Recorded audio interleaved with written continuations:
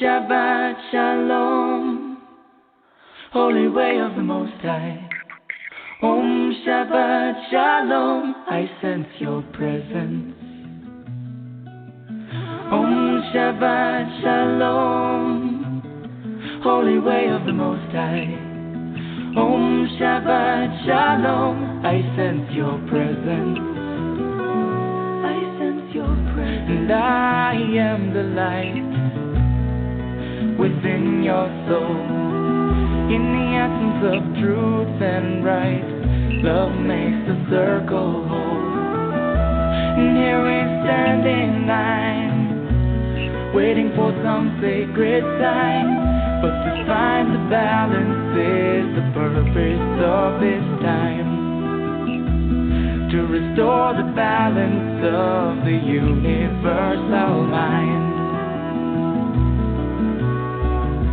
And in the presence of my Lord of light and love, everything I see aspiring to be free. And when I call to thee, and come on bended knee, surrender to the all-pervading light and love. Reflections of the one surrounding me with love. And I sense your presence. I sense your presence. I sense your presence. I sense your presence. Within and without, above and below, yeah. East, west, north, and south, I sense your presence. Without and within, below and above, yeah, yeah. East, west, north, and south, I sense your presence. I sense your presence.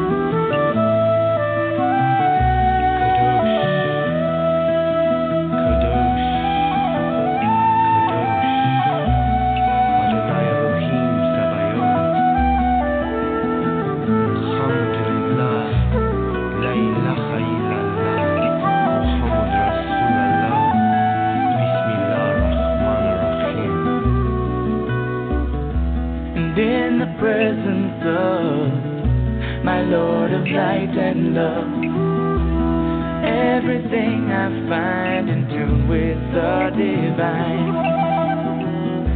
And here we stand in line, waiting for some sacred sign. But to find the balance is the purpose of this time.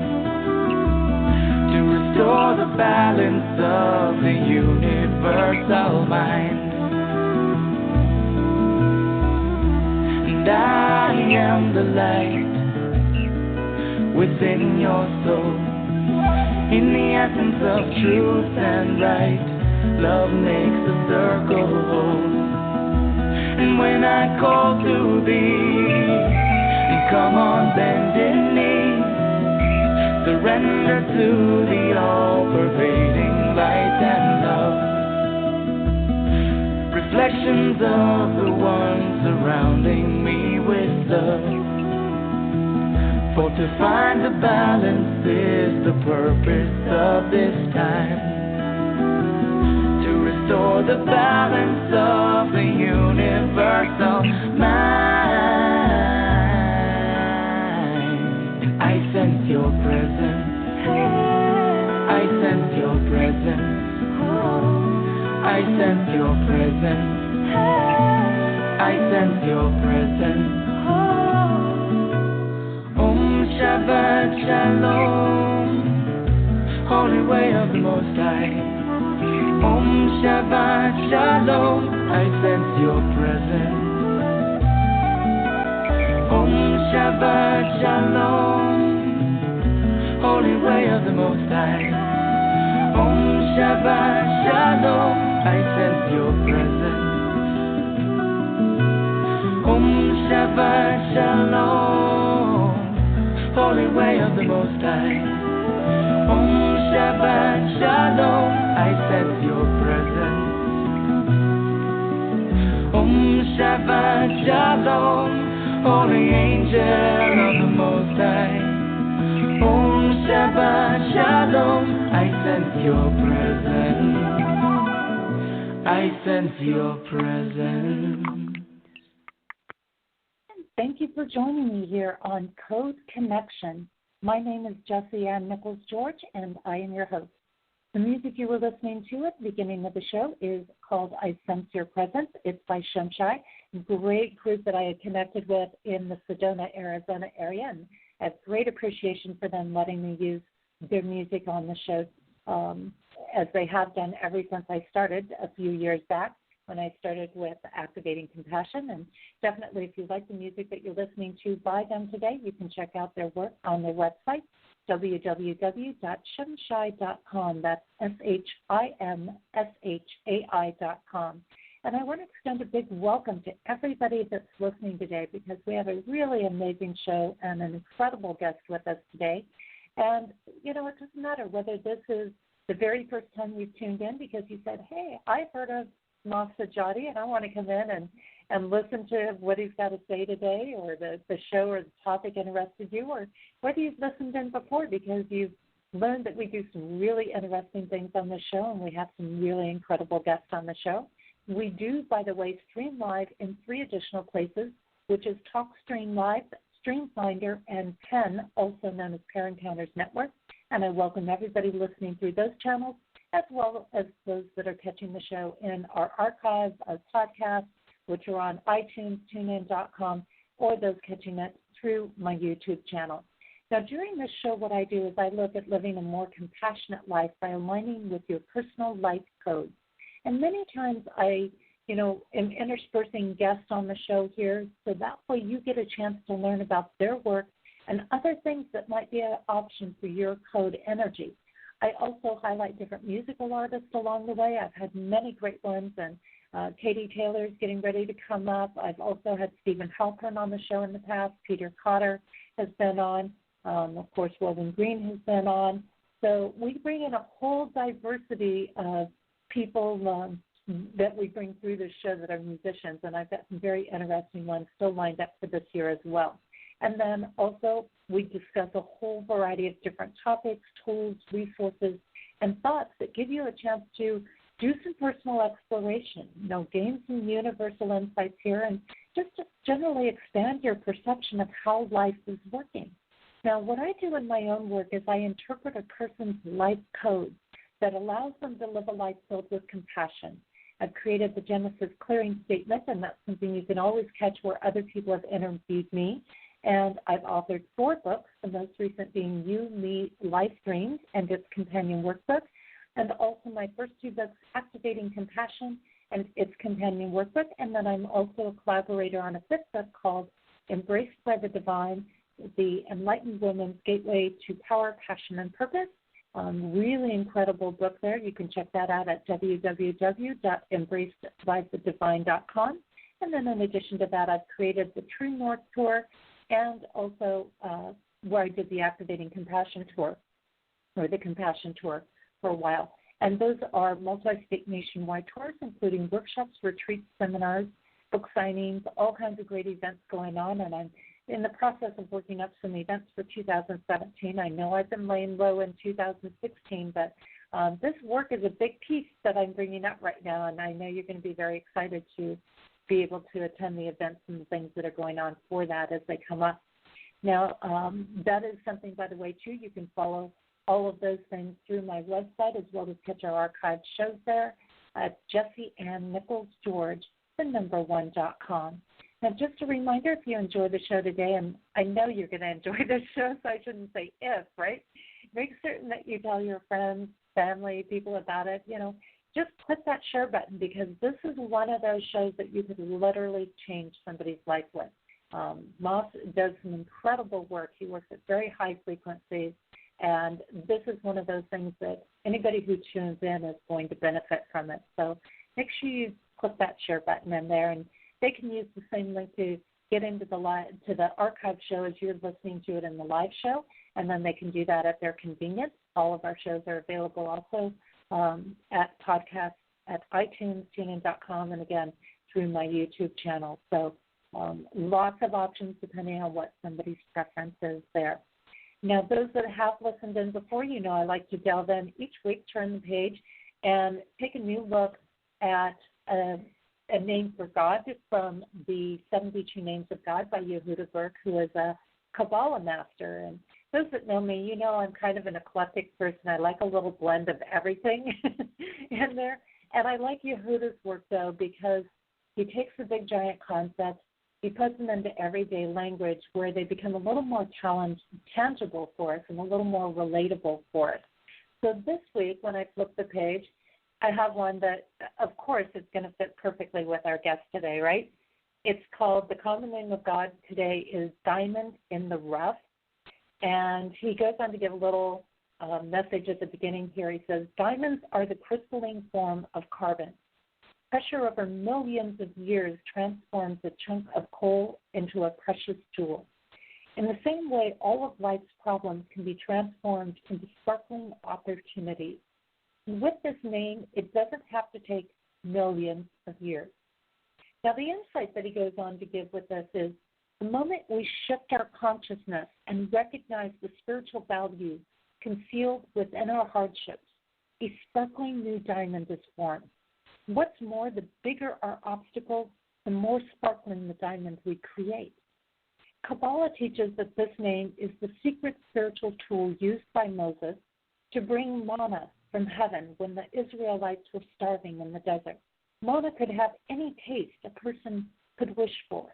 And with this sacred name of God, we gain the power to change darkness into light and burdens into blessings. And we have the ability to transform all our circumstances into sources of joy and fulfillment. A word of caution: our own consciousness directly influences our reality. Namely, if our headspace is negative, if we are self-absorbed or feeling victimized by a problem, a chunk of coal remains a chunk of coal. What's more, the diamonds we already possess will inevitably slip through our fingers, lost until we raise our consciousness. And the meditation that Yehuda goes on to give with us today is, here you accomplish nothing less than the complete transformation of negative situations into positive opportunities and blessings. Manna rains down upon you. Life begins to taste like anything your soul desires or imagines. And, boy, if I handpicked the message out, I don't think I could have picked a more perfect one for this week than this one, because it so relates to the work that our guest does. Now, again, the common name of God that we're dealing with this week is Diamond in the Rough, and the formal name is Resh Ayin. Resh Ayin. So very interesting there. And that piece of things, as well as the code interpretation for the week, which I'm going to give here in just a minute here, are both on my page of the Main Street Universe tab on my website, Jessie Ann Nichols George, the1.com. So that way you can go back and you can reflect on them throughout the week and, look at them, because I do those things. I go back and go, okay, what am I working with this week? What is the concept I'm giving some attention to and letting my mind delve into a little bit there? Now, a little insight here to just kind of take a look at where we're heading, maybe the kind of direction we're heading on today's show. And this will give you a little something to think about when we go on break here in a moment. Do you listen to when Source is calling you? Or do you kick, resist, and fuss over the path laid at your feet? So many people will automatically answer yes if you ask them if they want greater abundance in their life. And they will say that they want it all. And many pay thousands of dollars a year trying to find the magical fix that is going to make them rich overnight. They race and race and race to gain so much of what is in the material world. And people will tell you, give me health, happiness, money, relationships. And we are programmed with the mentality of give me more and give it to me faster.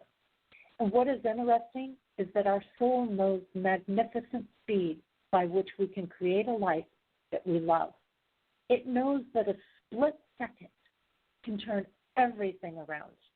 And if we didn't know this within our core at some level, we couldn't buy into the programming we are being given. And this is a key factor in how programming works. It takes a piece of the truth, then distorts it around until it fits what you want things to be and have in the material world.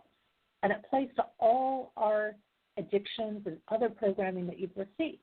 And it plays to your core beliefs about yourself. However, with all the things out there, many people miss the real key that unlocks them to limitless abundance and joy in all areas of their life. And it actually is very simple and very easy, yet people still tend to resist it with all their might.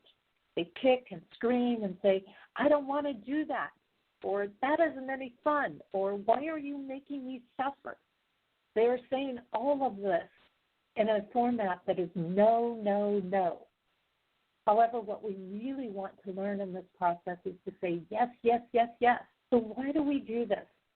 Why do we say no to receiving what we want and then lead ourselves to believe we are still trying to get it? Really interesting, the dichotomy of all of this, I would say. And in the process of looking out there for the magic pill, we miss that what we are really seeking is to get into an energetic wave that is in alignment with spirit. See, it really isn't about doing these 20 things or using those big marketing techniques. It's about saying yes to the source of abundance and spirit. Yet most are too busy saying no and living in old patterns that they don't even realize they are saying no. And one of the big blocks in this process is self-worth. If we place our ability to gain abundance outside of ourselves, then we always have something to blame instead of being responsible for our own actions. And we do this because most of us have early programming that says you are not worthy of divine alignment. Or perhaps you were indoctrinated with the concept that you cannot be one or equal with God or the divine, but are a peon to be judged and reprimanded. In the moment of yes, cluttered and distorted programming takes over, leading us to think that we are saying yes when we are really saying no. A little confusing probably there, right? But all of our fears come rushing in along with our doubts and concerns of being good enough, a.k.a. worthy of such love and expansion. Not to mention, many simply do not remember being in all of this greatness, and incorporating it into their earthly life is foreign. When these things come up for you, stop and pause and take a moment to get still and say no to the distortions in the programming and say yes to all that Spirit is offering you. When we surrender into the divine embrace, we open one of the most amazing doors ever. And it is in this space that we can clear out all of that mental clutter, distortion, and distraction and connect with our true and whole self, which is full and limitless in its abundance for all areas of our life. Are you saying no or yes? Something to think about. Now, moving on to our code energy for this week, it's about pursuing the opportunities you have at hand and that are coming in. You have done the work, and now it is time to reap the rewards. And this is the time where you may experience successes or victories after having gone through a period of what felt like trials, tests, initiation.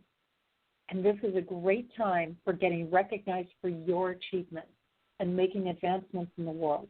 And keep in mind that this success comes from and is created through wise choices using ancient wisdom and walking in compassion and integrity.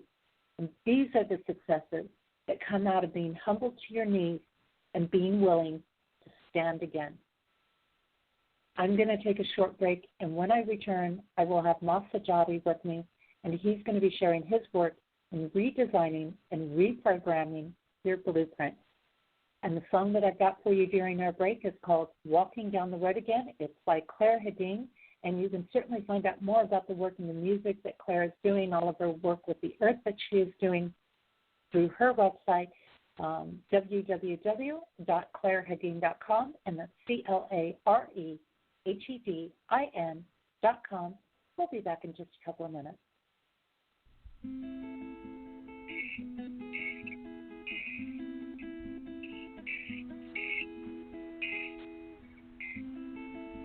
Walking down the road again, something new to find. I'm walking down the road again. I've got my peace of mind, and I feel like chasing rainbows. You know they're not that hard to find. All you have to do is open up your eyes. Have an open mind. Open mind. Have an open mind. Be surprised what you will find. Have an open mind. You'll be surprised what you will find. Walking down that sunny street, the storm clouds far behind. And if those clouds should head my way, I know I'll be okay. So here I go chasing rainbows. You know they're not that far away. All you have to do is turn yourself around. Look at things another way. Another way. Try another way. You know things will be okay. Oh, try another way. You know that you will be okay. You know that you will be okay. And if you feel like chasing rainbows, you can catch that very one. All you have to do is reach out with your hand, and you can touch the sun. All you have to do is reach out with your heart, and you can touch the sun.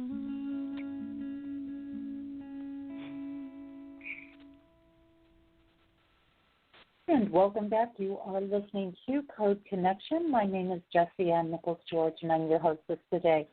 That song is by Claire Hedin. It's called Walking Down the Road Again, and deep appreciation for Claire, who has been allowing me to use her music throughout the entire time I've been running my show. Really appreciate all that she's done along the way. Beautiful, beautiful soul and spirit. And you can catch up with more of her work at www.clairehedin.com. That's CLAREHEDIN.com. Today I have with me Sajady, who through near-death experiences was gifted with incredible intuitive and healing abilities.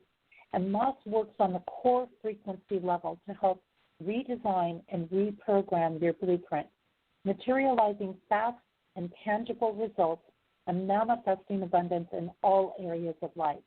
He continues to open to higher levels of awareness where miracles can and do happen. Moss works as a conduit for pure energy to manifest healing from a higher energy field, and this work can impact all areas of creating 360 degrees of abundance. Over time, his healing abilities have magnified generating significant shifts at the core level. And we are looking today at Sajady's work and learning about the experiences that helped him to open to the magnificent gifts that he shares with the world. And you can learn more about his work through his website, www.massajady.com, and that's MAS-SAJADY. Mas, it is an absolute pleasure to have you here on Code Connection. Jesse, thank you so much for having me.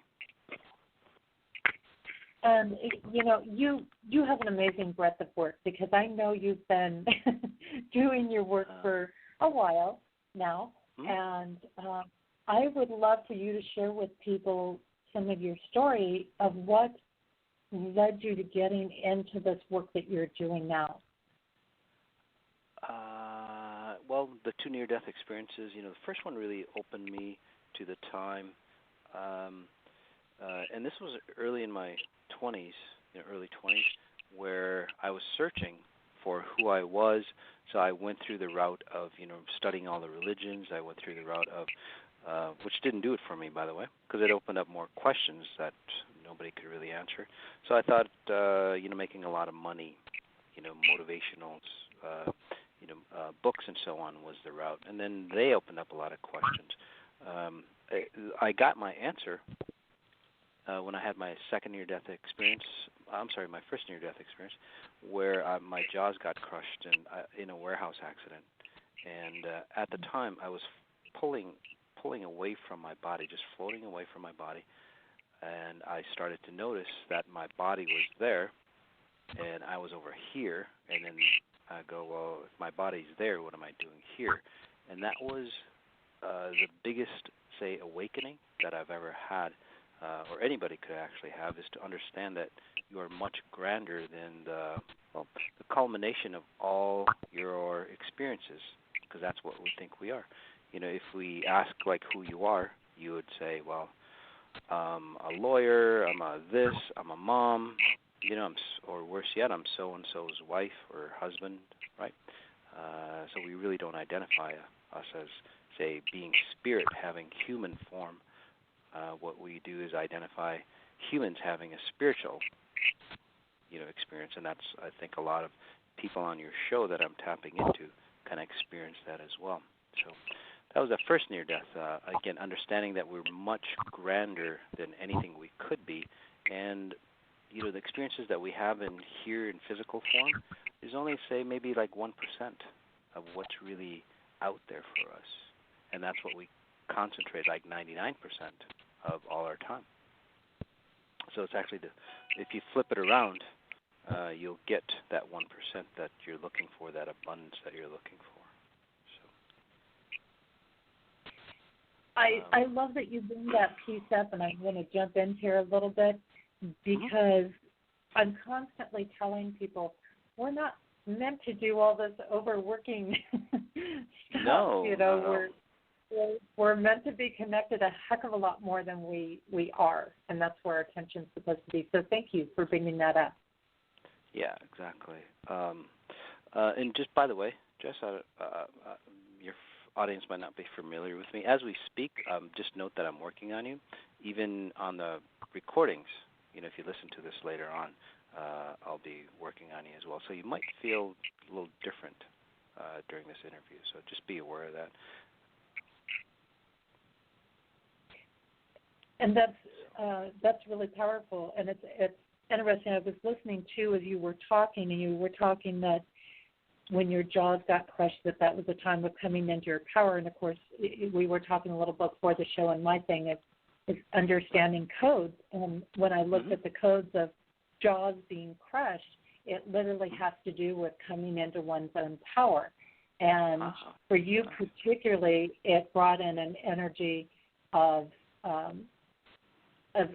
driving home the energy pattern of being in the world but not of it so much, and making that spiritual connection. So it's great to hear you talk about that.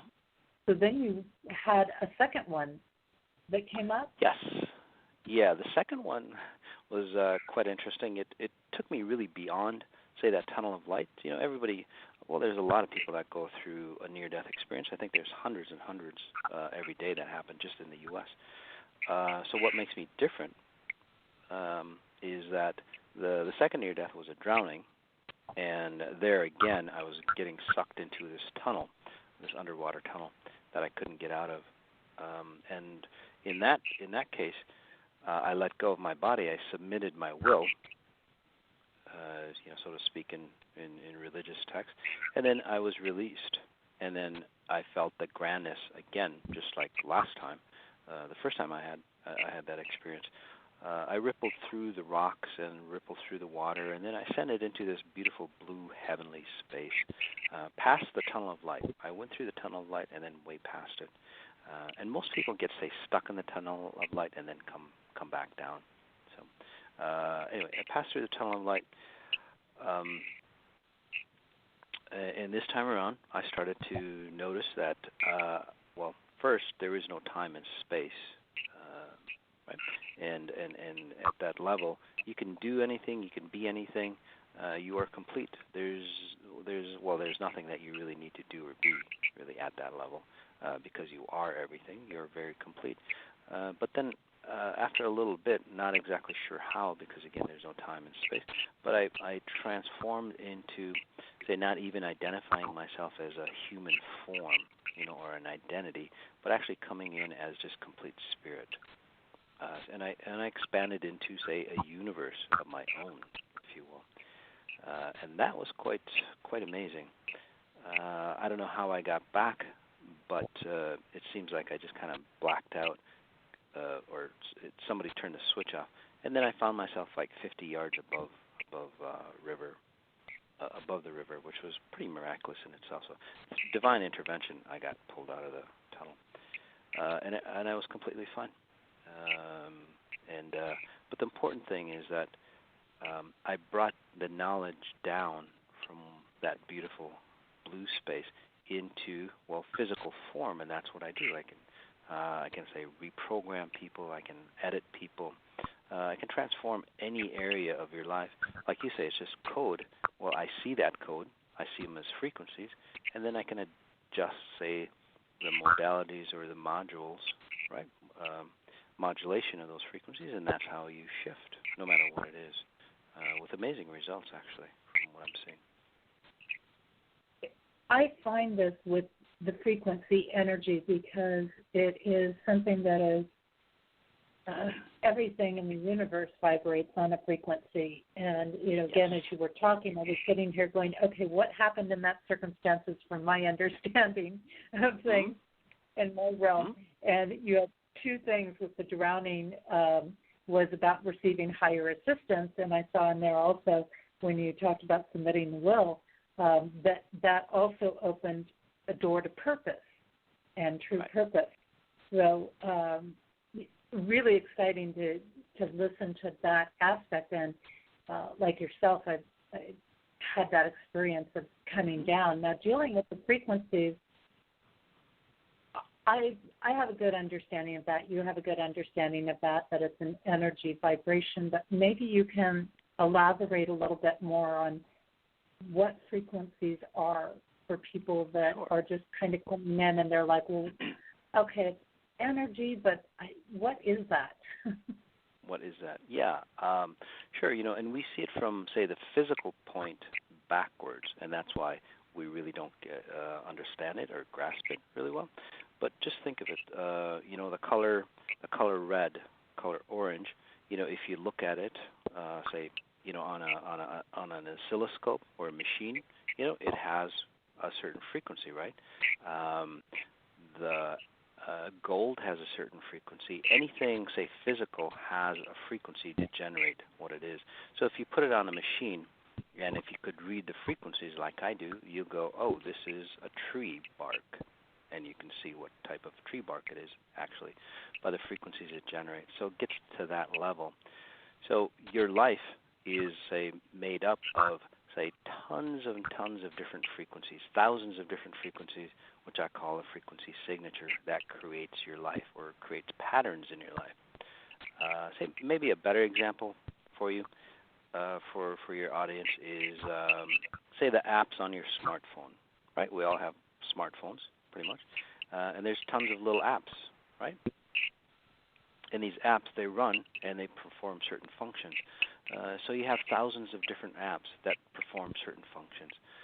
Some of the default apps that were brought in, through your birth, through your family lineage, through past lives, and so on, they're not functioning at the highest level possible. In fact, they're distorting you.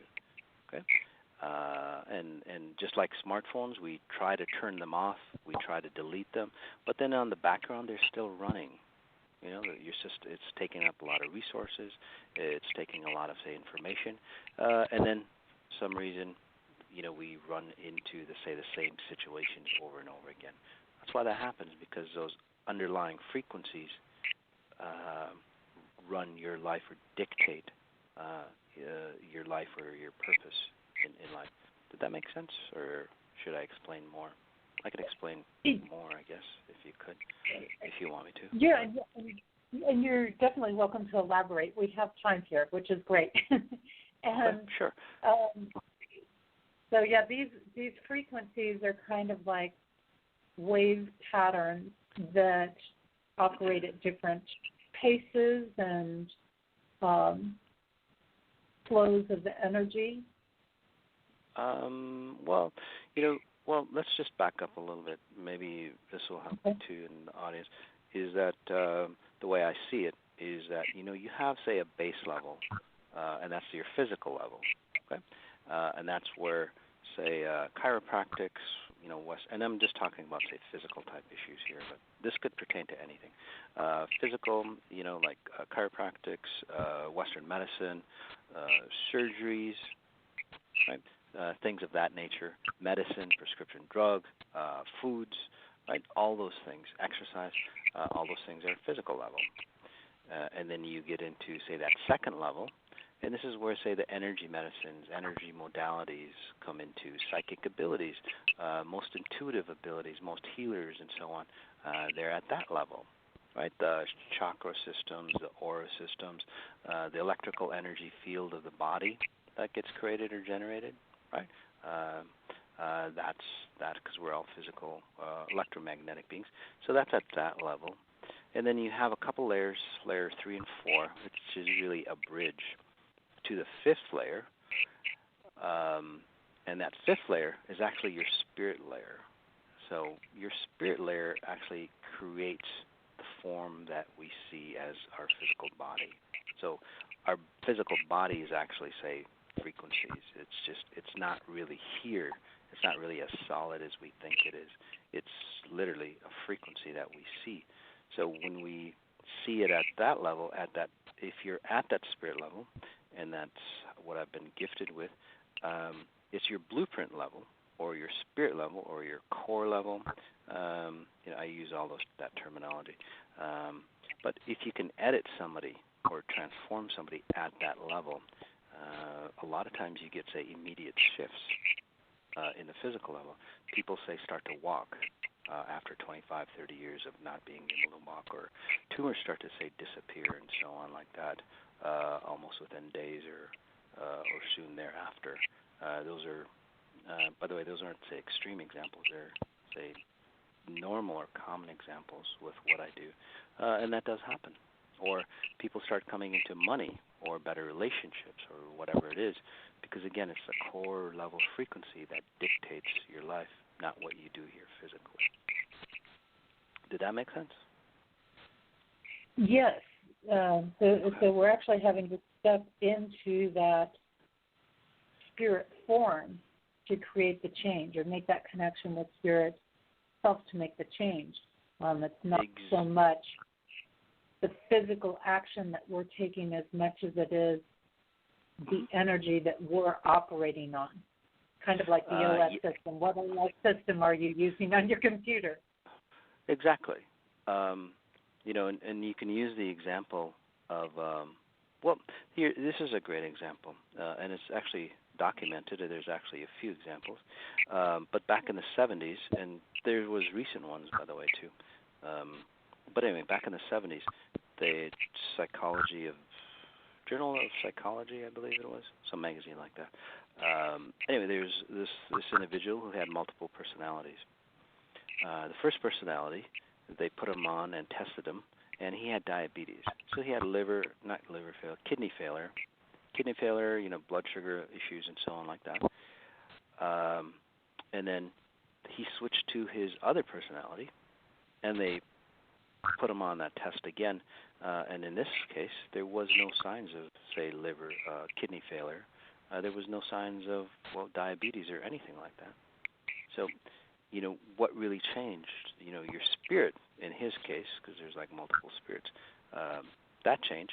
The physical form had to change, dictated by, say, the spirit level. So that's how fast your body can, say, change and change into a new form, and so on. So that's the level that we're talking about. So that's the level, say, that I work at.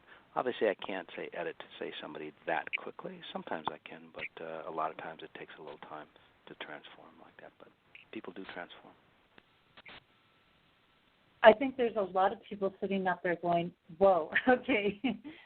Yeah. And I have a lot of intelligent listeners. I'm very blessed. I actually have psychologists and psychiatrists and things listening in. And I know that they're sitting there going, okay, yeah, I remember that. I'm thinking, I can connect with that. Mm-hmm. And yet there's a lot of people out there still going, wow. I mean, the thought that we could shift that much. And I agree with you, Moss, because I think so many times we make these shifts so complicated and so much harder than they have to be. But I think based on what you're sharing with us, that it's because we're trying to make all those shifts from the physical level instead of from the spirit level. You're absolutely correct on that. There's so many people that go, Moss, my relationship, I just can't connect with somebody at a deeper level, or I get abused. Let's just use abuse, for example. It starts out good, and then a few months later, I get abused, and then I break that relationship up, and then, I start again, and then I get abused, and over and over and over. Why does that happen? You think that you did something wrong physically. It's like, what am I doing wrong, to get that abuse? But, a lot of times when I look at people like that, they might have brought in something from a previous lifetime, or it's something that might have been in their family lineage. Their mother might have been, say, abused, and they just run that same pattern. I'll have what mom's having, basically, in this lifetime. So they just attract, say, abuse.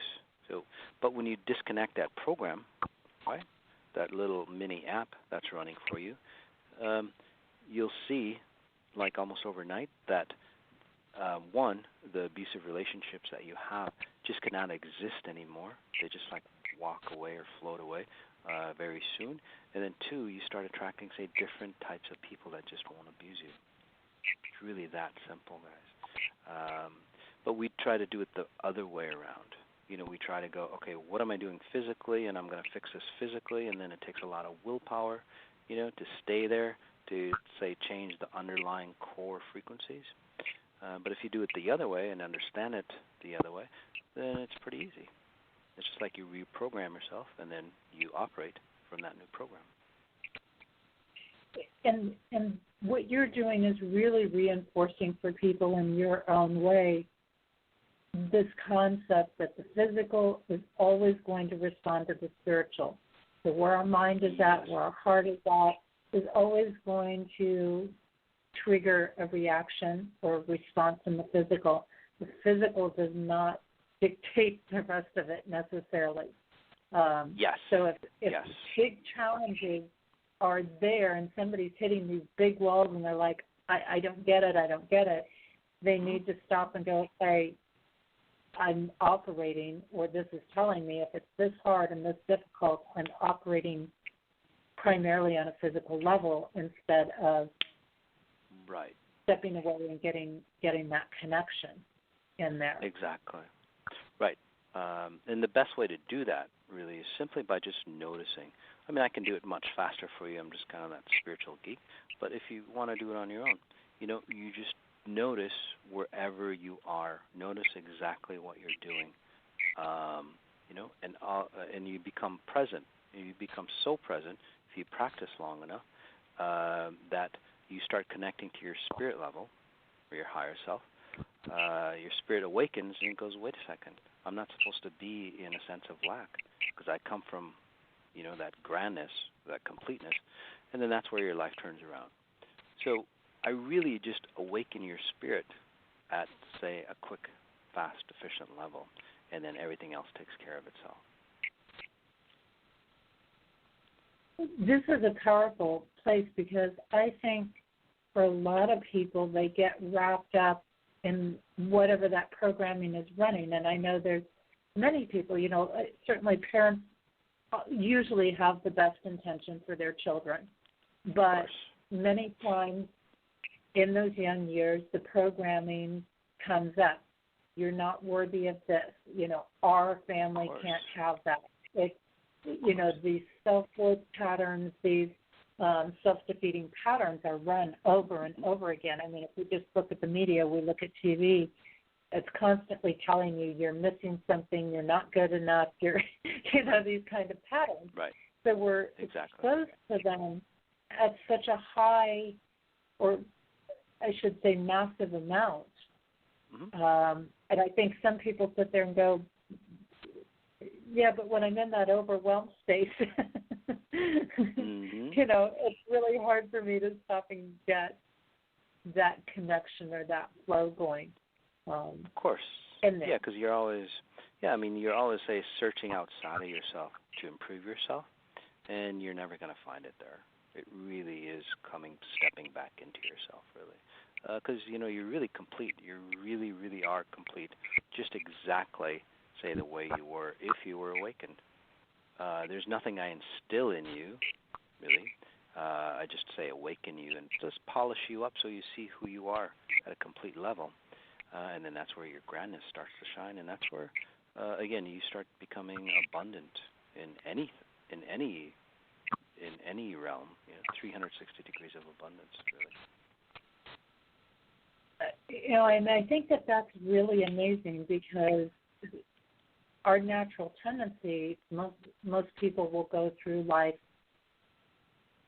totally asleep to who they are, totally unremembering their soul self and where they came from and that they really are this wholeness. And I mentioned that in what I read prior to bringing you on today, that we get wrapped up in this world and we get that program running that, no, you can't possibly be one. And like yourself, I went through the world religions and those things, and it's like, it's not working. Yep, exactly.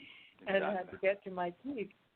But I think there's just so many people out there in many ways, and I'm glad to see a lot of people awakening too. I don't want to sound, like everybody's in that space, but we're heavily taught, and even by the churches and religions and things like that, that you can't possibly be equal with divine. You can't possibly be equal with that energy. And that's a big thing for people to break past. That's true. In fact, I see people who are, I see tons of people actually, and again, not to pick on any specific religion, but specifically the Catholic religion. You're born in sin, you live in sin, and then they're really too afraid to die. So what happens to those people is that they start wrapping around the person that takes care of them, their loved ones and so on like that, and then they integrate. They actually live in the other person's body, their frequencies do, because they're too afraid to go into that heavenly space. Or they live in limbo, in never land with no time, no space, because again, they're not aware. So that's true. Religion or any ideology like that really drops you down, thinking that you're not good enough to even meet your maker. Really, whether you call it God, I call it pure source, just because it steps away from all the definitions there. You start to really understand who you are again at a grander level. I always tell people, I go with whatever works for you, but if it's all based on fear, you're not making that connection. No, you know, not at all. if it's Not at all. fear-based, you're not making that connection. So, Right. what does somebody start to feel like when they start to make this connection and they start remembering, they start going, oh yeah, I remember this power, this influence, this Right. Whatever piece here. Is that disorientating for people sometimes, do you think? Is that for some people? confusing? Well, I've worked on tens of thousands of people since I started like in 2011, I think. So not a lot of people in that short time, but yeah, what happens statistically is about 30% just walk forward. They really just radically shift, and they just walk forward with like a new identity, a new outlook, new pattern, whatever it is, without detox. And then the other 30-40%, depending on like maybe a few hours of detox to say a couple weeks or maybe a few months of detox, of letting go. And that is that the program underneath is shifted at spirit level, but then since we live in a time frame, a time factor, well, what happens is we have to change our physical identity. We have to let go of some friends or relationships or addictive patterns, all that. So it takes a little while for people to come into it. Although addictions, they just for the most part they just quit, and they don't have any cravings or anything like that. So they have to hold on to some of their patterns. Okay. Well, let me put it another way, make it easier for the listeners here. Say that I say I work on you, or something happens, right? You have a near death or whatever that just awakens you. You still go through that time of reacclimating yourself to your new identity, right? Some people hold on to their new identity a little too long, and they want to change, but they still want to hold on, and that just doesn't work out. So they have a little pain as they go through it. So yes, they do get disoriented. If they have physical issues, especially like nerve type issues that I work on, their nerve systems might get a little worse before it gets a little better. So there's all sorts of ranges. Some people actually, if they've forgotten their childhood, if they've been abused and so on, all those memories start running into their mind again, not to distort them, but to come back into them so they understand it from a different perspective, and then they can walk away from it. So it's a letting go process. And then there's more and more people, not more and more people, but other people who've been, controlled either by, an outside source, somebody, spirit level, or somebody physical, that needs to get pulled away, right? As they pull away, they don't want to disconnect from you because you're their source of, food, their food source. So they tend to take a little longer as well. So yeah. Yeah, go right ahead. Well, I was just going to say, there's again, from somebody feeling it. Well, most people actually do feel something when I work on them, right away, pretty much. But the transformations just take a little while for people, depending on maybe an hour to a few months. And then some of the extreme cases, about 5% of the people I work on, it takes maybe a year or a little longer, just because they're really fearful. Or they are controlled or controlling. So they want to control everything that happens in their life. So those things, it takes a little while for the layers to unwrap before they actually start to transform or see things physically. So what you're saying, if I'm understanding correctly, would be that the more somebody is willing to so-called surrender to yes. this process, to release, the faster, the quicker things are going to transform and shift for them. Yes, exactly. Exactly. Okay. Yes. I was going to say something else, but then it just slipped out of my mind. The thing is that the one caveat to that is that, say you have, say again, like a controlling, say, source, right? That dictates, because some people have. Well, let's take a look at this. People who have, say, really good intuition, right? A lot of times that intuition, where is that source coming from? A lot of times it's not of a pure source. It's a controlling source, and this is where, again, kind of going back to religion. By the way, I'm not religious in any way, although religion is, it's a great resource if read well to understand how things work. But when they say the sins of the father, right, or when they say you're selling your soul to the devil, say somewhere up in your family tree, somebody actually did say sell their soul to the devil, and that's where they got their abilities, right? Or they came into some pure abilities, and then they wanted more abilities. I'm seeing a lot of, maybe I'm talking about this because I'm seeing a good segment of your, say, listeners in this pattern. And then what happens is that, that person up the family tree gets distorted. Okay? But say once you sign that contract, right, because they wanted more power, more abilities, once they sign that contract, everybody below that family tree gets affected. So now you have, say, the gifts from that person, but then you also come with the contract, and that's where, that wounded healer type syndrome, or a lot of, say, psychologists that they just can't resolve their own issues, things like that, although they help tons of people, right, and so on. They have that intuitive ability, and so on and so on. That's where that knowledge, or that, again, that distortion in your life comes from.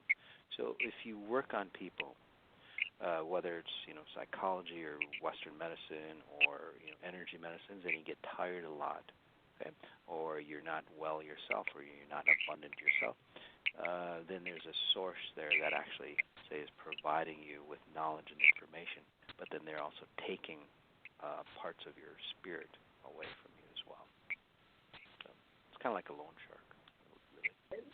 That's really interesting, because that's a piece that a lot of people are not told when they're doing healing work or Reiki work or things like that. And I've heard that from a lot of people, even people who are, third, fourth, fifth generation, whatever, healers along the way. That, I get tired, or I do okay for a while, and then I drain out. And exactly. I think even times when there can even be a shift, is it possible? And I'm just pondering various healers I know right now as you're saying this. Is it possible that a healer is able to hold their energy with a lot of people, but then they get to somebody and their energy gets drained out? Is it possible that negative energy is something connected to the person they're working on? Yes, of course. Or sometimes, and again, I'm just kind of reading the audience. So by the way, I just work on you as a whole and then in subgroups as well, and that's why these things come up. So they might not even relate to what we're talking about, Jess, but so just be aware of it. But your audience kind of needs to hear it. So sometimes what happens is that, say you've been well controlled, right, or you've come down that family lineage, and then you marry into somebody that controls you, because they're like, say, an agent of that dark source that will control you. So yes, that happens. Clients come in. You'll get a client, or you'll attract clients that is, say, an agent of the dark source that, say, perpetuates you being controlled by your abilities. And that's why you get drained. That's why you get, say, mutilated for some of you out there. Wow. It's kind of scary. And I know that I have people. I know that I have people out there right now. The questions are going off, and they're saying, "I see that. I can see that." You know, I can hear them saying, "Okay, so what do I do when I become aware that somebody has this darker, heavier energy drain coming through them?" And I know consciously or whatever on the surface they're a caring person, but this energy is lingering in their sphere. Of course. What do I do with that? You know, and furthermore, it really happens when you're a conscious, caring person, and say that person is dying and they're fearful. Then what do? You open up your heart space, right? And they just walk in, and then they control you even after they're dead. I see a lot of people in your audience that way as well. So what do you do with that? Once you understand, again, start to become really aware of anything that happens in your body. In fact, you know, we do the 21-day meditations and all that stuff. I mean, I just do it faster for you, but for you to do it on your own, again, start to become aware of, say, your frequencies, how you resonate on your own, okay? And then when people start coming into your, say, area or realm, you'll start to see how you resonate when certain people come in to your area. And just being aware, that's all you really have to do. You start, say, getting hold or understanding how to, well, one, run energies, but then also how to protect yourself. And then, you know, you'll start, say, creating frequencies of your own to, say, shun away people so they don't even come near you. It takes a little while, you know, to do it on your own, but that can happen. But again, I just do it faster for you. So it's just, again, that process of getting aware, stopping, pausing, getting aware, getting present in the moment, and coming back to self, making that connection. Yes, exactly. Okay. Really, and not just being aware, like, consciously, you know, like where you're aware, but, you know, I always say notice the details or notice what you notice. So notice the details of the details. So get really inquisitive on everything that happens, again, which brings you back into, you know, the present moment. You know, I'm sure many of you have been in your house for a long time, right? But and it's become so rote to you, you're under hypnosis. I mean, you could turn the lights off, it'd be pitch black, and you could walk around your house, no problem, right? So you are unaware of a lot of things that are actually happening around you that you're unaware of.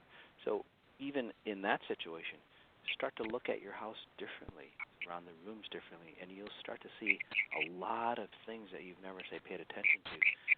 It's not about paying attention to your house, but it's really what happens is it brings you into, say, a present moment so deep that your spirit starts connecting at a much higher level, integrating with you, and that's how your spirit starts to awaken.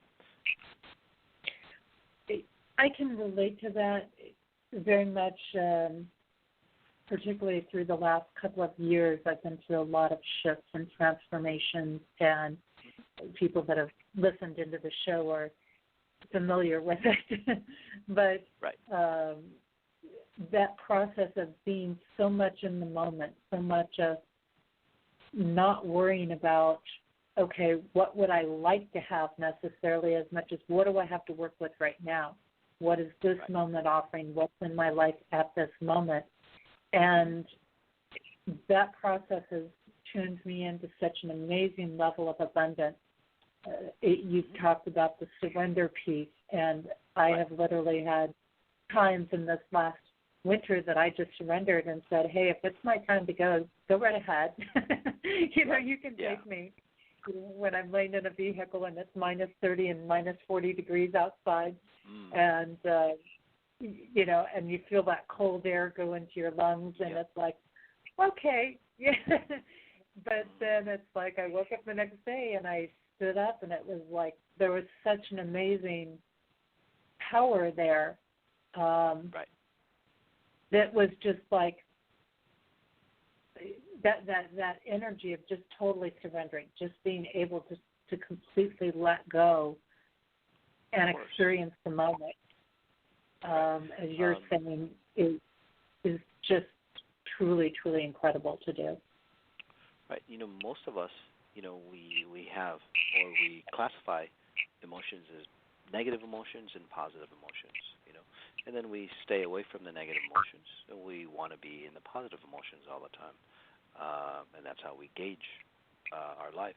You guys, that's really not true. I always say don't listen to your emotions because it's miscalibrated. You're not at the level to listen to your emotions, again, because of the miscalibration. So if you're in a situation, no matter what it is, no matter how dark it is, you don't have to jump into your happy space or try to jump into your happy space. That just keeps you in that quagmire. It really is, say, more beneficial for you to really be in that space. So if you're, say, drowning in debt, just be aware of it. Just break down and cry and do whatever you need to do and really start to feel it, how it feels to be drowning in debt, for example, or if your relationship is not working out. If you really, say, get into it and just let go, you'll see yourself from your spirit perspective, a higher level. It's like you watching over yourself, crying or doing whatever that you do about your situation. That's how, say, amazingly awakening this is. The thing about that is you actually start to, say, enjoy that time. I know it sounds crazy. You actually start to enjoy, say, the depth of darkness that you're in. It's not because of the situation. It's because you've awoken yourself to your spirit, and that connection between you and spirit is always calming. It's always beautiful. It's always, say, that sense of grace and love for you. That happens really all the time if you really got into it. I can relate this to an aspect of a couple of things. One, when we don't allow ourselves to go into feeling what's there and what's happening and to really go into those depths, we're really creating a resistance. We're really creating a rejection. And when we do that, we're saying no to spirit. We're saying no to resistance. We're saying no to having anything, really. And then the other piece of what you were talking about, I so agree with you, because you can hit that point at one point in your life, you see something and you think, oh, this is suffering so much. And then you hit a whole different space and you go, wow, I'm really blessed. I have less than what I thought was suffering. And all of a sudden the light turns around and you kind of go, I'm so incredibly blessed. And I have so much. And I think that's what happens, if I'm understanding what you're describing right, to people when they allow themselves to go in that space, they open to that magnificence. True. And, if you hate yourself, just admit it. Just say, God, just get really into it and hate yourself. And actually that will turn around for you as well. Again, because your spirit awakens and you start to, say, really understand the beauty and grace that you are, and you start to really love yourself from a deeper perspective, not what society thinks of you. Maybe that's coming up because there's a lot of people, about 40-50% of your listeners, from what I'm getting, are kind of in that realm. It's like they're always trying to be better because they're always thinking that there's something wrong. Anyway, the best way to resolve that, guys, is really to understand or really get into, say, the patterns of hate or disrespect for yourself or all those things, negative emotions. Really get into it, and then you'll see that you can let it go, and you'll see it from a different perspective because your spirit walks in and takes over. And that's where you, ascend higher, and your natural gifts start to come in, and that your abundance starts to come in. If you read any biography about, say, successful individuals, they've gone to, say, the deepest, darkest depths at some level, and then in that instant, they always say something turned around for them. But most of us don't allow ourselves to get into those deeper, darker depths, right? We always try to scramble and stay away from it. But just submit your will, and your spirit will take over. It always does. You know, I have an interesting philosophy on that. I have the thought that oftentimes we create those dark spaces just so we can experience the magnificent creator side of ourselves. Because we're not listening and going there on our own a lot of times to connect, and until we drop into that space. And I'm not saying we have to do that, but no. For a lot of people, until they drop into that space, they don't make that connection. True. That is true. And, just to add on to what you're saying, I think any situation, whether it's dark or light, is always an opportunity, if you understand, say, this experience, to catapult yourself higher and higher to understanding who you are at a depth or at a higher level. So that connection with spirit and you get integrated more and more. No matter if you're going through a dark space, a space of like brilliance or a space of beauty or ecstasy, or divine, say, sexual pleasure, whatever it might be, or even taking drugs. Again, all those, say, negative experiences that we think are negative can actually, say, catapult you to higher realms if used properly. Because it's not really what we do physically here that'll help you ascend higher. I really agree with that, and I think that's a different way than a lot of people have been taught to think, because it removes the judgment out of the situation, and it doesn't. Exactly. You get out of the fact that this is right or wrong in the situation, but you have an opportunity, and what are you going to do with that opportunity? Are you going to take that opportunity and run with it and see where it goes, or are you going to say, maybe this is not the one that I want, and I'll catch the next round? Or true. Kind of reminds me of this story, and it actually is a psychology study that they did for 20 or some odd years, for a long time, basically. They followed this set of twins. Okay? One twin was a successful doctor, and he goes, well, they asked him, it's like, well, what attributed to your success? He was well known, by the way, and he goes, well, my father was an alcoholic. Every day he'd come home, beat us up all the time. My mother was never around, so what else could I be? And then, they went to his other twin, which was actually like an alcoholic, and abusive. And they go, well, what attributed to, the life that you're having? And he goes, well, my father, every day he came home and beat us up, and my mother was never around. What else could I be? Again, guys, it's really not, what happens to you in life, but it's the definitions that you put on what happens in your life as you go forward or backward or down. But I just want to say one more thing, guys. A lot of those things that, and this is not to say blame you for where you are, almost 90 or over 90% of the things that have happened to you are, again, patterns that run in you. So when I use that example, it's not to blame you and go, oh, it's my fault for doing this, it's my fault for, say, I should think better about the situation. It's really not about that, guys.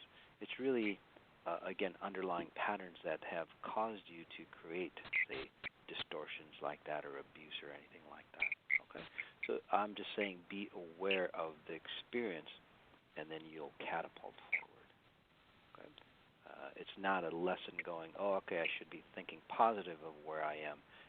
That's not the point. You missed it completely from what I'm seeing.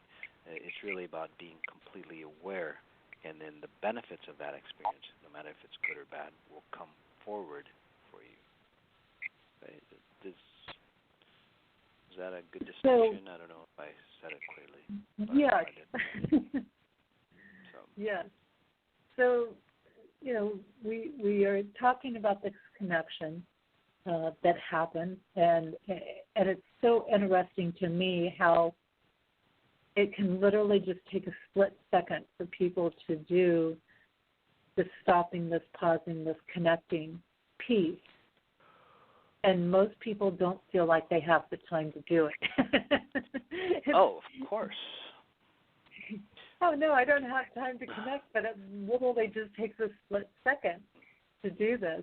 Yeah, it only takes, it literally does take a split second. You know, well, for me, it's like I connect to pure source in a split second. Well, I mean, I'm in meditations because I work on people all day long. But sometimes, you know, I just come into this space of grandness. And it only takes a split second. But that split second is in your timeless zone. So it lasts with you like for days or months. So it's well worth it. So when somebody comes to you, I mean, granted, they can do this piece on themselves by this awareness piece, but sure. When they come to you, what are they going to get, you know, when they work with you? I mean, if they could do this on their own, why would they go to you? Let's say that. Okay. Well, sure. You know, like I said, I'm kind of like that spiritual geek. You know, I'm sure many of us have kids and so on, or we're not good with computers, right? And sometimes we get, say, frustrated, and, you know, we see this a lot. You know, you have a kid, or you're doing something on a computer, and it takes you like hours, you know, and your kid comes by and goes, hey, what are you doing? And it's like, well, I'm trying to do this thing, but I can't get it. And what do? They go and do it in like a minute or less. You know what I mean? And it's done. Right. And it's like, so that's what I can do for you. You know, something that's taken you like lifetimes, or, you know, 20, 10, 20, 30, 40, 50 years. Sometimes it only takes, say, a minute or two for me to, say, delete that program, recreate it for you, and then you're good to go. That's how fast your life can change. It really doesn't take that time. So that's what I can do for you in a nutshell. So you're kind of like that person that fixes the computer for us when the virus comes in, and we don't know how we got the virus. We don't know why it's ruining all our programs and deleting our information. And we take the computer and then go, fix me. Fix this for me. Yes. Because you know the information and the technology of how to adjust it, because you've developed that very specific gift, if you want to say that, of being able to and it's really open to all of us. Right. Mm-hmm. So, it's not really that I've developed it. I mean, it's really our source code that we all are. And that's why what I say, I mean, I might not say it, eloquently, but it resonates with a lot of people. Why? It's because, well, we know that it's, say, us, because we are all really the same. I just happen to, say, cross in or step into that space, you know, and connect to pure source at such a high level that I understand it much deeper. And that's what I actually do for you. I connect you. I'm that guide that connects you to you, between you and what I call pure source, and then you're good to go. You know, you start to understand what's happening for you, and you can like change it on your own, much quicker, much faster. It's like learning a programming language. I teach you the programming language of you, and then you can edit and change yourself. It's happened for thousands and thousands of people. This is really such a powerful thing, and I think a little bit mind-blowing for some people out there, but I know a lot of other people are going, ooh, I'm really liking this. I'm really loving what's happening with this this concept, this insight here. And, go ahead. I was just going to say, even if you don't, say, believe it, it's totally fine. You know, some of my best testimonials that we've gotten are from people that they didn't even know that I was, say, working on them, because they're usually, say, addicted or have some sort of issues like that. So their parents come to me, or their loved ones come to me and go, Moss, can you work on my spouse or my son because they're addicted to drugs and so on. And I go, sure. So again, they don't even know that I'm working on them, and their life transforms. So, if you're questioning this, it's fantastic. Ask questions. That's how you learn. Okay, but keep an open mind to it. That's all, and learn what's out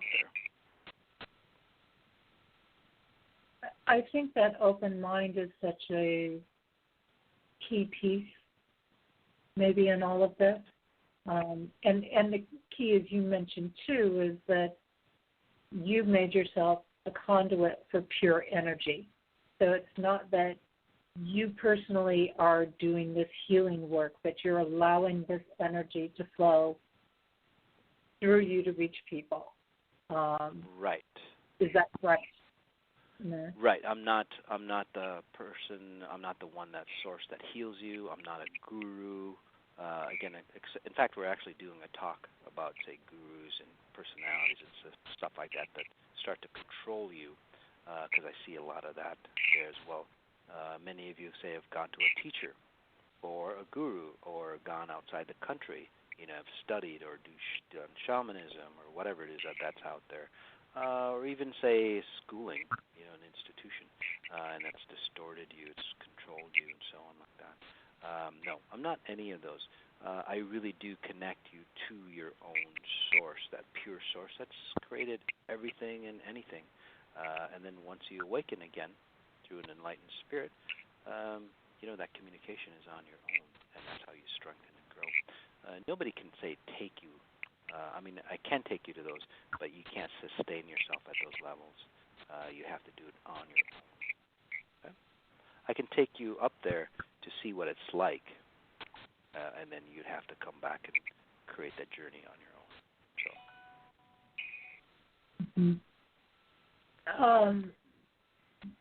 In this work, when somebody starts this process with you, you said, some people this happens very, very quickly, the shifts and the transformations. Other people hold on to things, particularly people who are more controlling, and I've seen that in various processes as well, that it's harder for them to make some of those breakthroughs because of that control pattern that's there. Sure. But once they start to make these breakthroughs, do they have what I want to say? You talked about the detox time in there, which I think is important for people to realize. Yes, you can go through these emotional swings and highs and lows, just like when your body detoxes something. It goes through ups and downs and feeling good and not feeling good some days. But how long will this energy sustain, let's say, for somebody as an average once it starts to take hold? Once it starts to take hold, since it is, it's self-perpetuating. So once it, say, lights the fire underneath you, and that's what I do, yes, you do need more fire, but you always attract, say, the right people, the right places, the right remedies, whatever it is, say, even outside of me, to sustain that, because that's your natural state to be. Once you awaken to go, wow, I'm grander than who I think I am, there's no stopping you. So you keep perpetuating forward. You really do. It's just amazing how that happens. Again, I just do it faster for you. So, can I give you an example in fact, I worked on somebody today. Actually, I worked on like about 50, 60 people today. But in this one case, this woman, she had chest problems, and I can tap in and I can just read you. I can tell you what's going on with you, just like an MRI and much deeper. I can tell what's happened in your childhood and so on. I can go back. I can tell what's happened, like in your family structure and all that stuff, if it's affecting you. Anyway, this woman, she had, say, chest issues. She's had asthma and so on. She's had breast cancer and so on. All this kind of stuff just in that chest area. And she's going, well, it's this and this. I've tried this doctor, and I just keep, if I resolve from, say, one issue, I jump into another issue and so on like that. And I just kind of tapped into her, and I go, well, back when you were like 13 or 14, did somebody commit, like, say, suicide or something? And then it's kind of like, there's a light bulb that turned on in her, and it goes, yes, they did. It was my best friend. Her father, she didn't commit suicide. Her father actually killed her while she was in bed. She didn't go anywhere. She didn't ascend into the heavenly space. She went and came and pretty much like sat on her chest. It was like trying to say come in or connect to her body because she was very afraid. It's really that simple. But once I removed that from her, she could actually breathe like right away. And I know that sounds crazy, but in a short period of time, you'll see that a lot of the chest issues in relationships will actually, like, say, resolve. There's another, just now that we're talking about suicide, maybe it's some thing that we have to talk about for your audience. It's another classic one where, and this is a long distance. She was from Italy or something like that. I tap into her. I started talking to her. I go, she's telling me about her back issues and stuff. I go, do you drink? She goes, yeah, I sometimes drink. Started about 7 years ago. I go, oh, okay. I didn't think anything of it because people drink. And then I go, well, do you smoke? She goes, and she goes, yeah, I started that about 7 years ago or so, as well.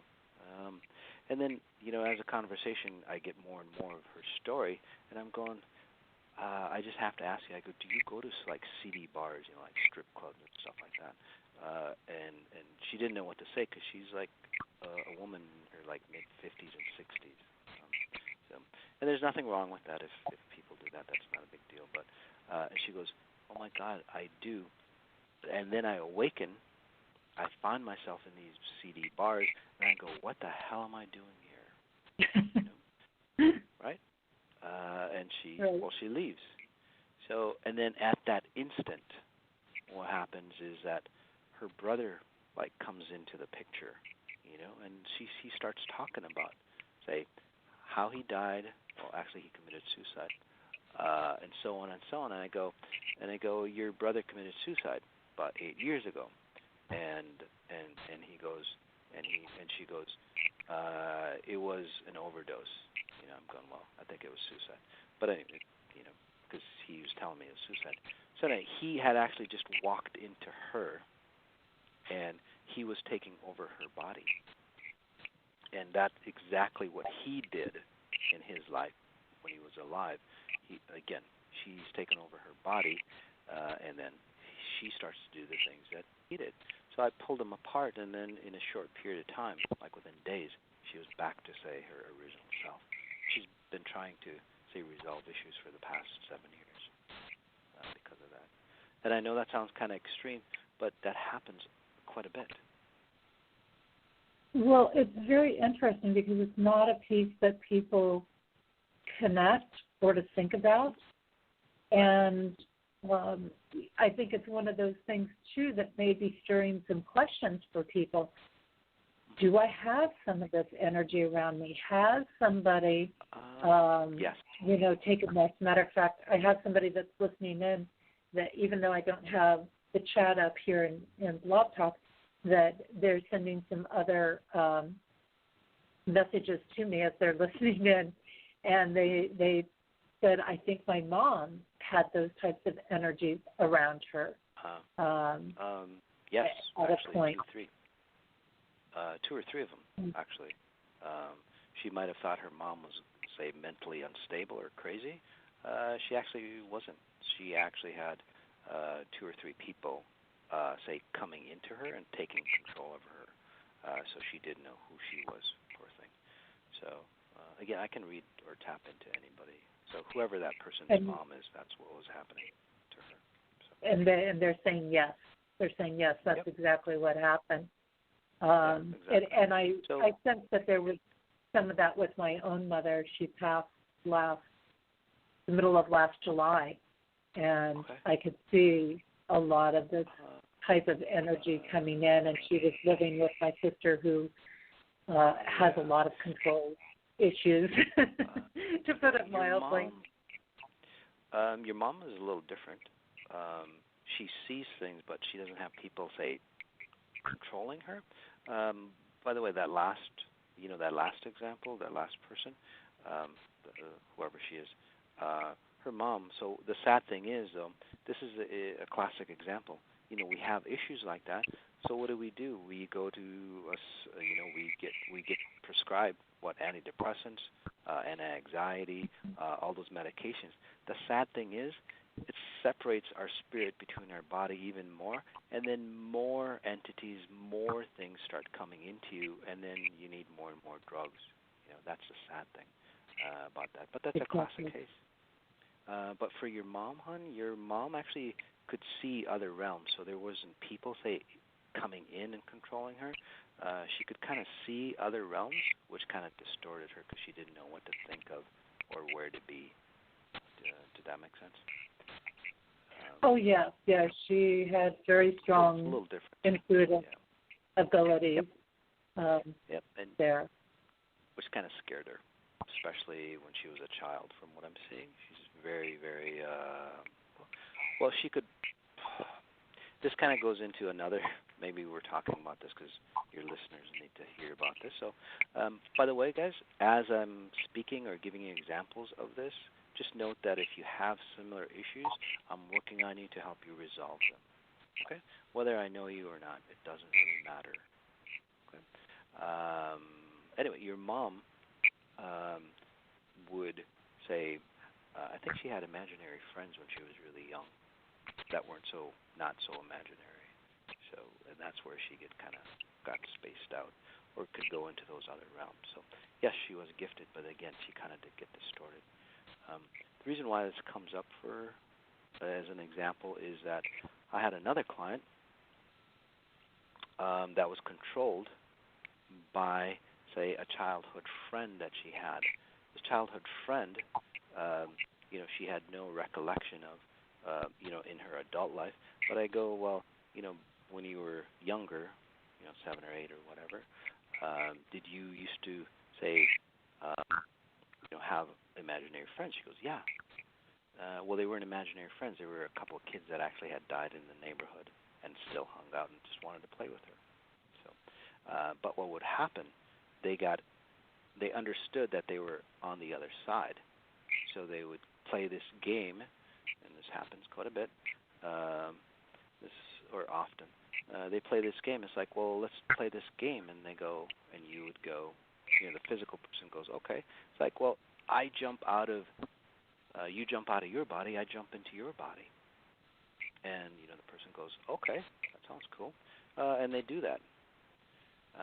But what happens is that pattern gets created.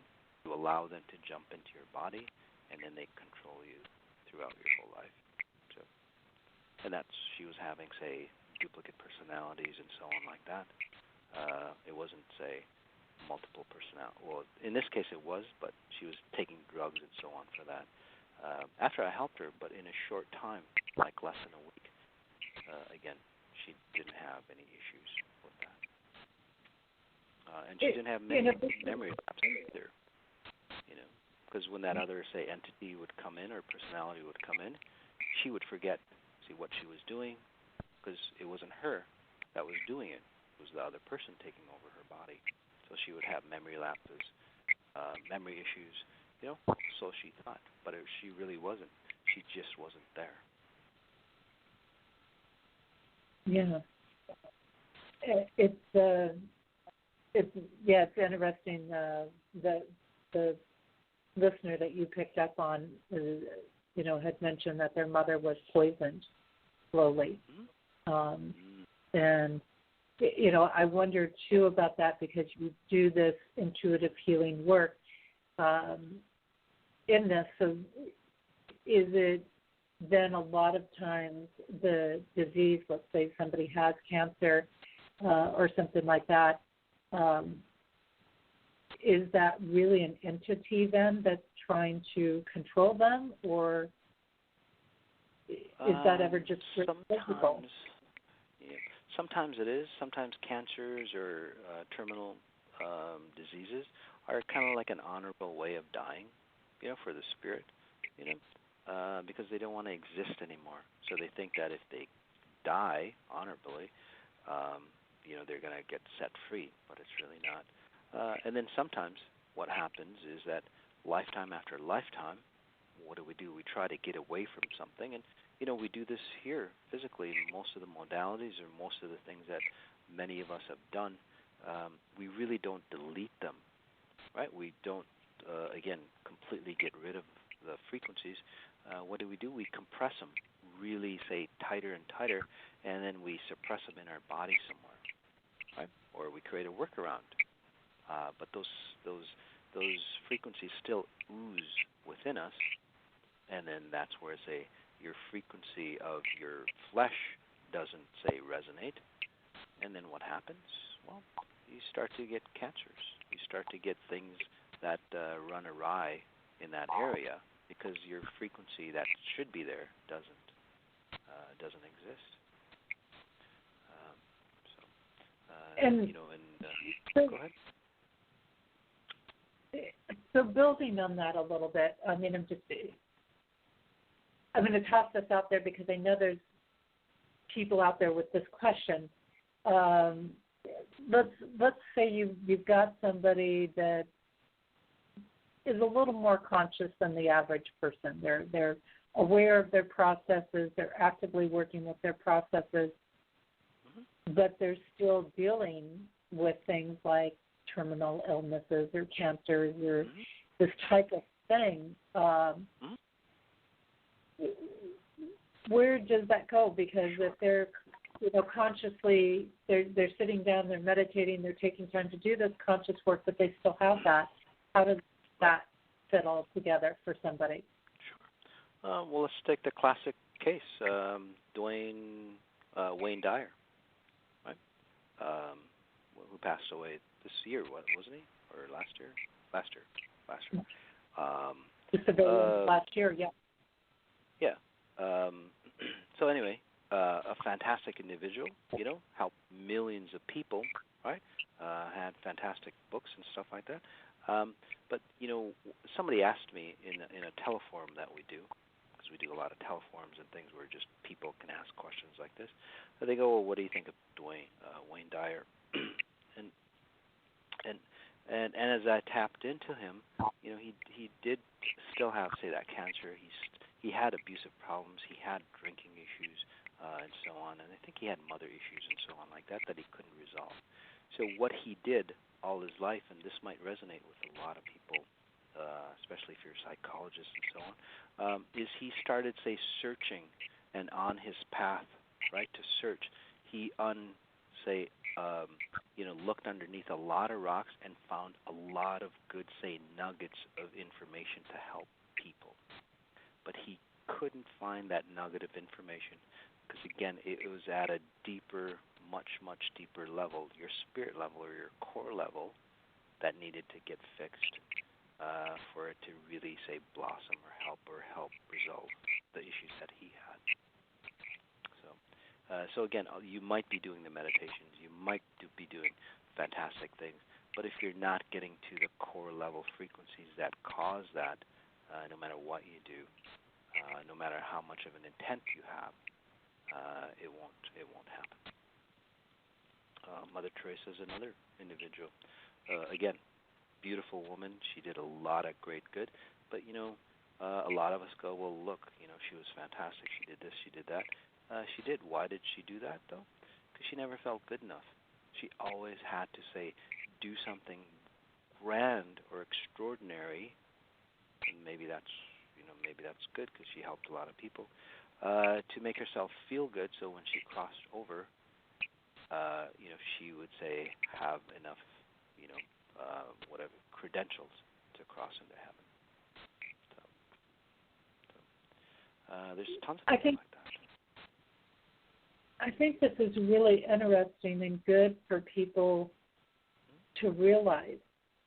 because so many people get trained into that mentality that, oh, you can't look at the negative, you can't, accept that the cancer is there or whatever is there, and if you do that, you're going to make it grow or things like this. Right. And so, but it's true, I think, even in a lot of these cases, as you mentioned, that people just haven't gotten into that core. And I think that this is where somebody like yourself can be very useful. And I like to always give that example. It's kind of like trying to give a massage on yourself. You might be able to do it a little bit on your hands or things like that, but you can't totally relax and give yourself the massage at the same time. You need to let somebody else do that at times so that you can get into that deeper core so that you can get those bigger results and shake these things loose. Right. I always tell people that there's a few ways I help you transform. Is one, I change your frequency, and then you just shift. You don't have to do nothing, and that's the magical things that happen with what I do. Two, I help you change your frequency, and then whatever you need physically, right, like medicines or whatever, they actually work for you. So the key is that I change the underlying frequency, and then whatever you do, even if you've tried something before, hasn't worked for you, you might try it again, and it actually works for you. Right? And that's the way with cancers, because we've had over 50, 60 cases, and again, I'm not saying I cure cancer or anything like that. Again, I don't cure anything.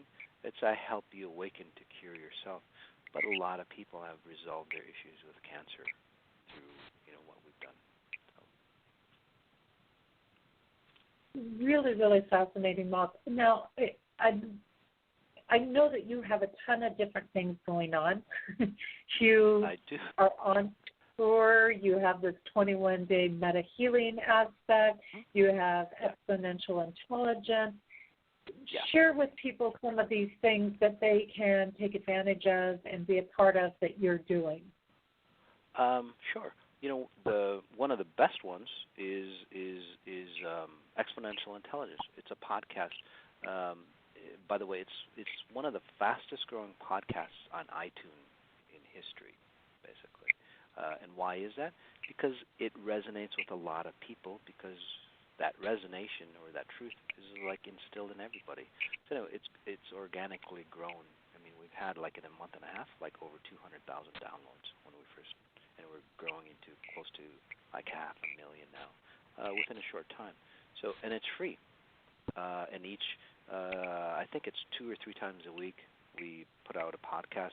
We explain, say, how life works, and basically what it is called Exponential Intelligence.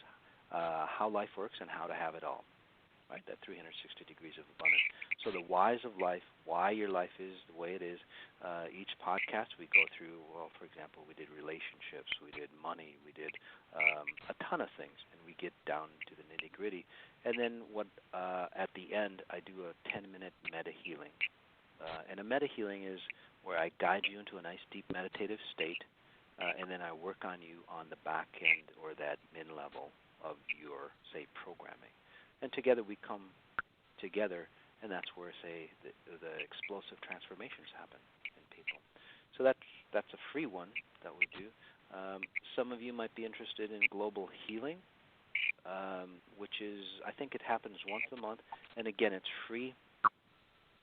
Where it's like speed healing, really. Where I spend like 3 minutes, and really that's really all I need for most of the issues that people have.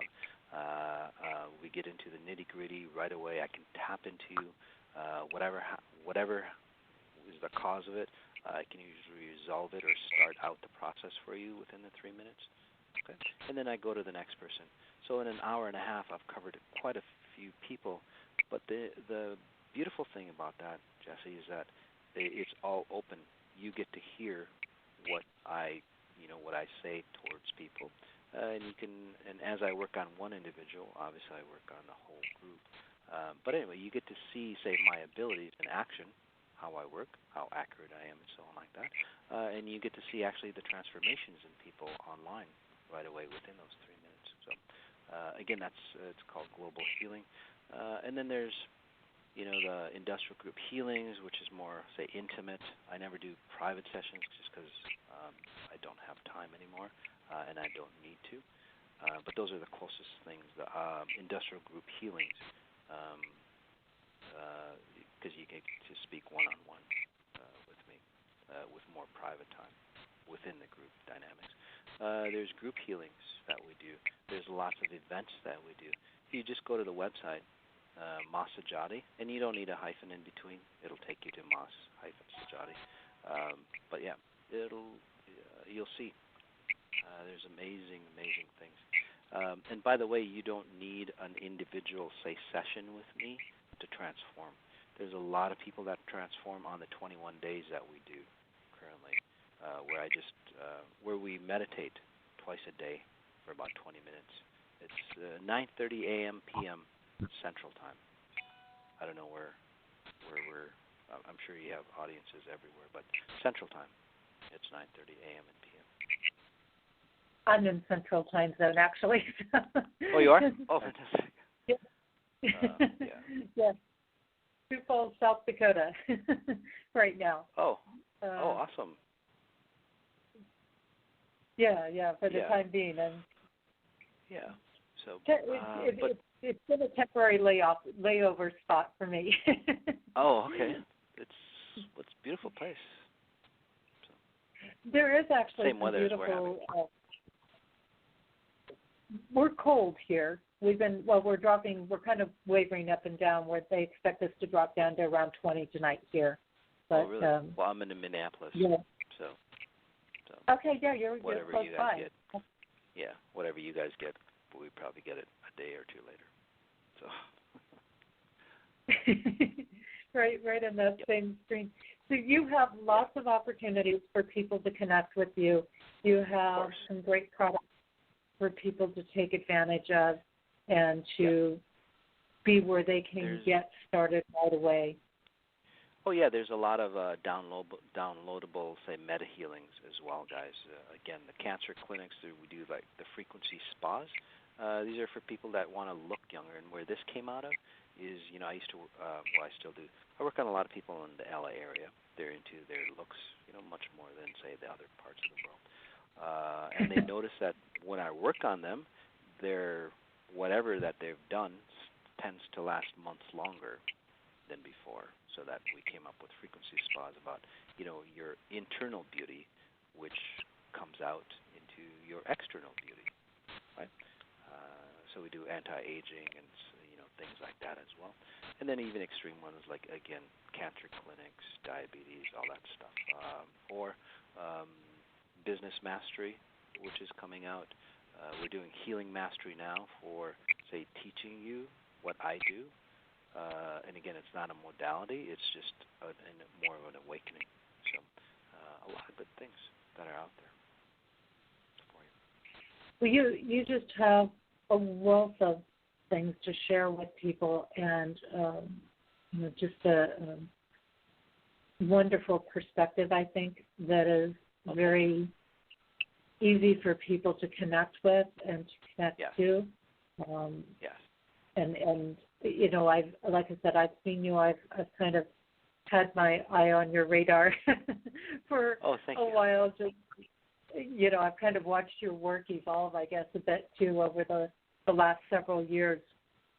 And it's exciting to see where it is now from when I first had a connection with your work. And, back in the day, it used to take me like an hour and a half. I used to meditate for 15 minutes. I used to work on people for an hour and a half. I can do the same thing in about 5 minutes now with people. And people wonder how that is, and it's just because, I've experienced a lot of the same things. You get in that flow, and the more you're in that flow, the more your processes accelerate, the less time it takes you to do something. Exactly. Because you spend more time in connection. Right. Yeah, and then I work at a timeless realm, timeless and spaceless realm. So I can work on you. I can work on people through you. I can work on you like over the phone, whatever it is, doesn't matter. Again, because it's a timeless, spaceless realm. Yeah. This has been absolutely wonderful, Moss, and I greatly appreciate your time and everything that you've shared and the work that you've done during the call for us, because I know that has been ongoing the entire call, and I know that people have been connecting with that and getting that experience as well, and you just have an incredibly wonderful, soothing, calm energy that I always find pleasant to be around. To me, that's just somebody who really has developed a certain mastery in connection. Of course. Yes, in definitely. that space of calm. Yes, definitely. But yes, thank you so much you're so for welcome. everything that you. And thank you. Thanks for having me. It's been a pleasure, truly. I again just want to mention Moss's website. You can get there at mossajady.com. That's MASSAJADY.com. That's in the show description there, so you can easily get to it through that means. And also next week on the show, I'll be doing my own show, and I'm going to be taking a look at what's happening in our world through the eyes of Code Connection. And some people I know, I always have those listeners that go, yeah, but what was that guest code about? Well, okay, let me give you a little insight. When I look at the codes on Moss, he has a very deep soul connection in his coding that is core focus.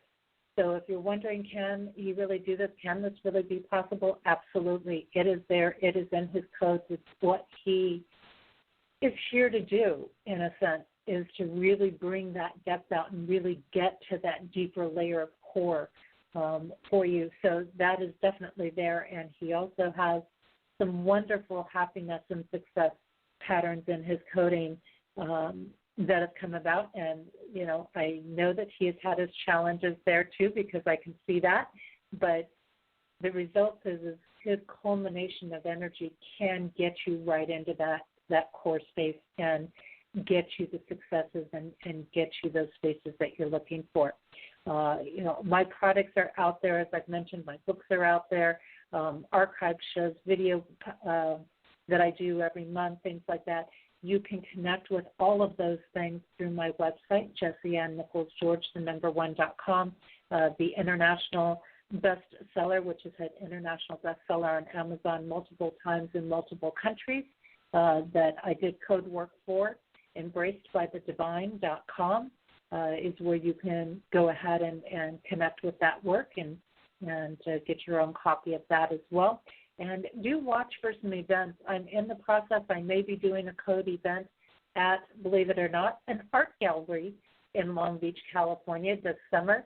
And, again, I'm really looking a little more longer term, and I will be having some week-long retreats coming up for people that want to go really deep into codes, and I'll be having some one-day events coming up that will either be later this year into next year. So I am honoring my own process of setting things up to where I can provide you with my greatest self, and that's a big thing that code has taught me is really being able to step in and offer that to people at my best and be at my best. So that's why I'm taking a little more time and putting things out there instead of just tossing a bunch of stuff out there right now for those that have been wondering about that on there. April special deal for me. You can purchase the ebook version of either Activating Compassion or You Need Life Dreams and get its accompanying workbook absolutely free. I also want to mention we do have several shows here on Main Street Universe throughout the week, and oftentimes with Susan Weed on Tuesday nights, who shares her work in herbs and natural plants. Janice is doing her own show these days about once a month called Rhythms and Reflections, for those that remember Janice White. And, of course, our flagship show usually is on Wednesday nights. And then we have a whole bunch of other people coming in. Mary Phelan is coming back into the network again. and she's going to be doing a show probably once a month or something like that. So we have a lot of very interesting, eclectic people doing various things on the network that are integrating in right now, so you want to pay attention to that. And I just want to mention, hey, this is Jessie Ann Nichols Georgian. I really appreciate you being here with us today, and I want to thank all of our listeners, not only here on Blog Talk Radio, but those that are streaming live on PEN, known as Parent Counters Network, StreamFinder, and TalkStream Live, as well as those that are catching our podcast at iTunes, TuneIn.com, and those catching the YouTube version of the show. I really look forward to seeing you back here next week as we delve more into Code Connection. Don't forget, if you've enjoyed the show today, share it with others. It is going to be available at the same link in our archive, and I will be leaving you with the song today known as Yearning For. It's also called Over and Over by Shemshai. And again, you can catch up with their work at www.shemshai.com, SHINSHAI.com. Thank you so much, and I look forward to seeing you again next week right here on Code Connection. May you enjoy the rest of your weekend and have a truly amazing week. And I'm going to have that song up for you in just a moment. I'm sorry about that. I didn't totally cue everything up. I was so engaged in what Moss had to share with us and say with us. So here we go. Take care, everybody. See you next week. And if I could see what makes me blind, I would soar to the edge of my mind, and to touch what seems unreal, just to show you the way that I feel. And we are in time with time, one with the season of change inside. And we are in tune with the tune, caught in a balance of sun and moon.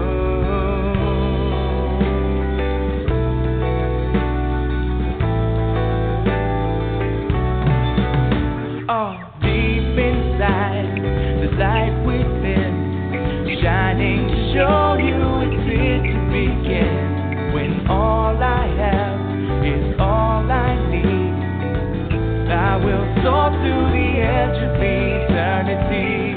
And we see it eye to eye, one within love to be for the divine. And we're walking hand in hand, caught in the balance of God and man.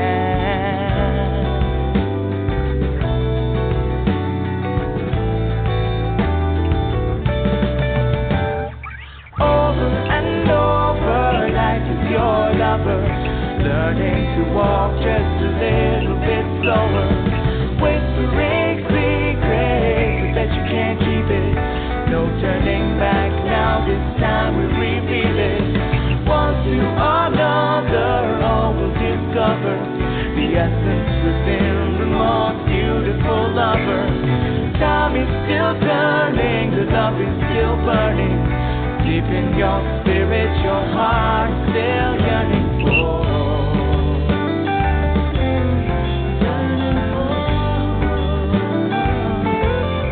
Yearning for.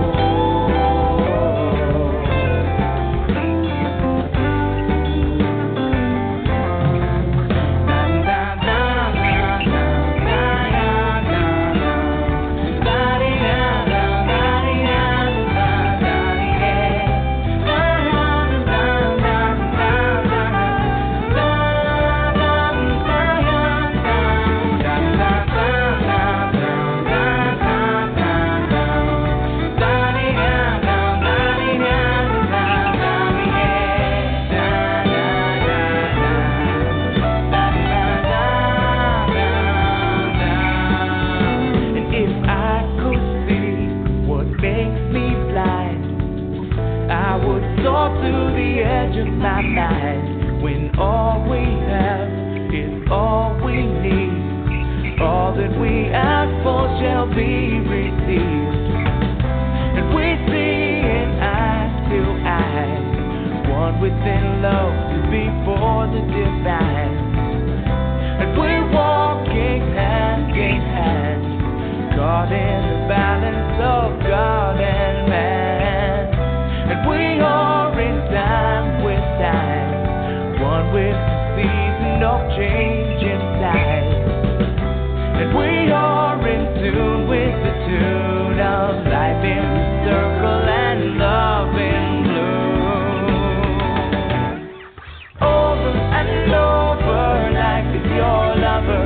learning to walk just a little bit slower, whispering secrets, I bet you can't keep it. No turning back now, this time we reveal it. One to another, all will discover the essence within the most beautiful lover. Time is still turning, the love is still burning. Deep in your spirit, your heart is still yearning for over